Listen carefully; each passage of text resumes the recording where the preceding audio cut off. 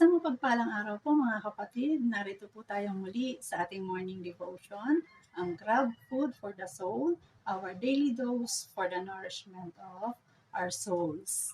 Simulan po natin ang ating araw sa pagbubulay ng salita ng Panginoon upang makalakad tayo sa isang mapayapang pamumuhay.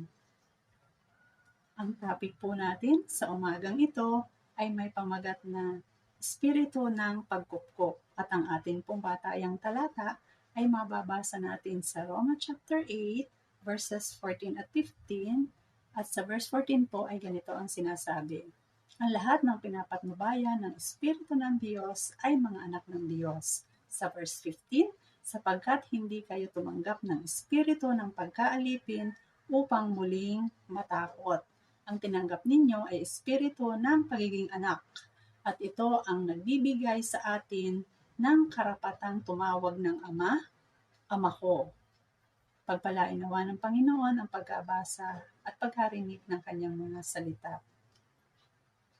Lahat ng tao ay nilikha ng Diyos ayon sa kanyang wangis. Wika sa Genesis 1:26b, ngayon, likhain natin ang tao ayon sa ating larawan. Ayon sa ating wangis, sila ang mamamahala sa mga isda, sa mga ibon sa himpapawid, at sa lahat ng hayop, maging maamo o mailap, malaki o maliit. Mapalad po tayo sa dalawang kadahilanan. Una, tayo ay nilikhang kawangis ng Diyos. At ikalawa, tayo ay pinagkalooban ng karapatang pamahalaan ang lahat ng kanyang mga nilikha. Ang lahat ng nilikha ng Diyos. Hindi ba napakalaking pagpapala po nito? Ngunit ang tanong, lahat ba ng tao o lahat ba tayo ay anak ng Diyos? Bilang kawangis ng Diyos, tayo ay ginawa niyang katiwala upang mangalaga sa lahat ng kanyang nilikha. At ito'y napakalaking pribilehiyo. At bilang anak ng Diyos, tayo ay ginawang tagapagmana ng kanyang kaharian. Mas lalong napakalaking pribilehiyo. At wala nang mas dadaig pa rito. Minsan ay may narinig ako na isang babaeng napagkaitan ng tulong. Nagalit na galit. Ang tanong niya ay, bakit sila lang ba ang mga anak ng Diyos? Siya rin daw ay anak ng Diyos, sapagkat lahat naman daw ay ginawa ng Diyos. Tama po ba siya? Sino nga ba ang mga anak ng Diyos? Ayon sa ating aralin, ang lahat ng pinapatnubayan ng Espiritu Santo ay mga anak ng Diyos. Ang Espiritu Santo ay ipinagkaloob lamang ni Jesus sa mga sumasampalataya sa Kanya bilang Panginoon at tagapagligtas. Kapag ang Espiritu Santo na ang pumapatnubay, gumagabay at nasusunod sa isang tao, tunay ngang anak siya ng Diyos. Tatanggapin natin ang espiritu ng pagkutkop. Palalayain tayo mula sa pagkatakot at kawalang katiyakan at magbabago ang ating pagkatao. Sa akto ng pag-ampon, iginagawad sa inampon ang apelyido ng umampon.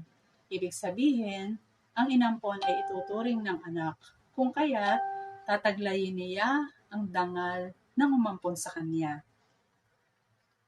Inampon tayo ng Diyos hindi dahil tayo karapat-dapat, kundi dahil sa pananampalataya natin kay Jesus.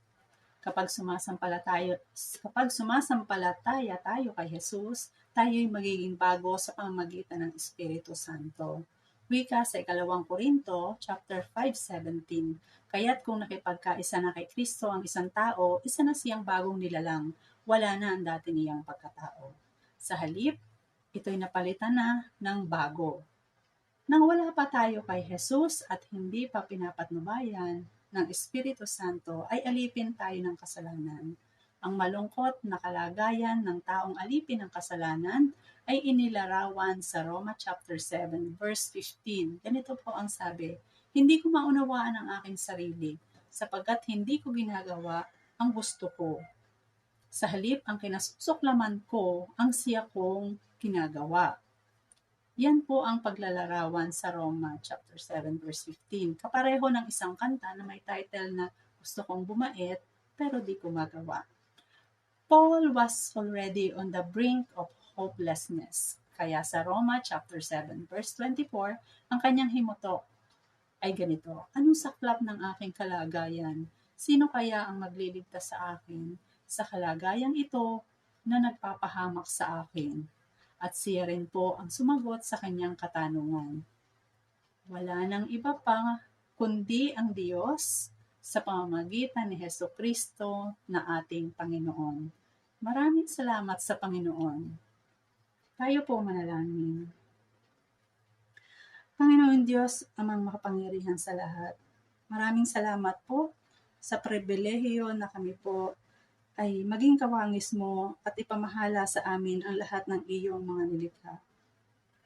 Lalong higit, Ama, ay maraming salamat dahil kami ay itinuring mong mga anak, dahil sa pagtanggap namin kay Jesucristo ang aming Panginoon at tagapagligtas.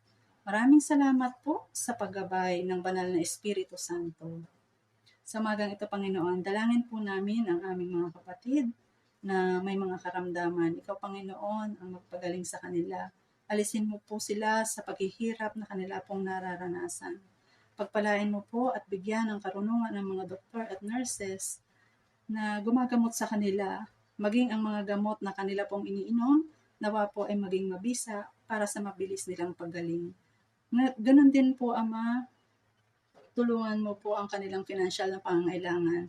Tulungan mo po sila na matugunan ang kanila pong gastusin at iba pang pangangailangan.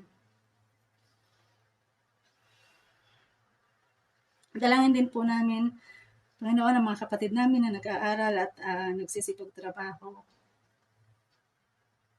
Ingatan mo po sila, Panginoon, sa kanila pong mga hanap buhay. Gabayan mo po sila habang sila po ay nasa eskwelahan at mga trabaho. Ikaw po ang patuloy na magbigay ng karunungan sa bawat isa. Ingatan mo din po sila sa kanila pong mga pag-uwi, Panginoon. Maraming salamat po, Ama. Sa iyo po namin ipinagkakatiwala ang aming buong araw. Ang lahat po ng ito ay hinihiling namin na may pagpapasalamat sa dakilang pangalan ng Kristo ang aming Panginoon at tagapagligtas. Amen. Maraming salamat po mga kapatid sa muli ninyong pagsama sa akin sa umagang ito sa pagbubulay ng mga salita ng Panginoon. A friendly reminder po sa bawat isa sa atin, be Christ-like in your workplace today. Sa Diyos po ang papuri, humayo at maglingkod.